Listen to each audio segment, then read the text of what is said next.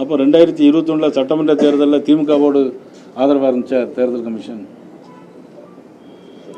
2021 திமுக ஜெயிக்கும் போது அந்த தேர்தல் கமிஷன் திமுகவோட ஆதரவாக இருந்துச்சா? என்னையா திமுக இப்ப நடத்தின அறிவு திருவிழா அதை நீங்க எப்படி பாக்குறீங்க? அதை பற்றிலாம் நான் கருத்து சொல்ல விரும்பலை, விட்டுருங்க. சிறப்பு திருத்தத்தில் 65 லட்சம் வாக்குகளை நீக்கி தான் பீகார்ல இந்த வெற்றியை பெற்றிருக்கிறதா காங்கிரஸ் கட்சி. நான் எத்தனை தடவை உங்களுக்கு இதே உங்கள் ப்ரெஸ் மீட்டில் நம்ம ஊரில் உள்ள ப்ரெஸ் மீட்லேயே சொல்லிடுங்க. 65 லட்சம் வாக்காளர்கள் அங்கே டிலீட் பண்ணாங்க. 30 லட்சம் பேர் இறந்து போனாங்க. சர்டிஃபிகேட் இருக்கு. 30 லட்சம் பேர் இறந்து 28 லட்சம் பேர் அங்கே ஊர்லேயே இல்லை. எப்படி இல்லாத இடத்துக்கு எப்படி வாக்காளர் போடணும்னு நினைக்கிறீங்க? எப்படின்னு அவங்க சொல்கிறாங்க, எப்படி நீங்கள் கேட்குறீங்க? எனக்கு அது புரியவே இல்லை.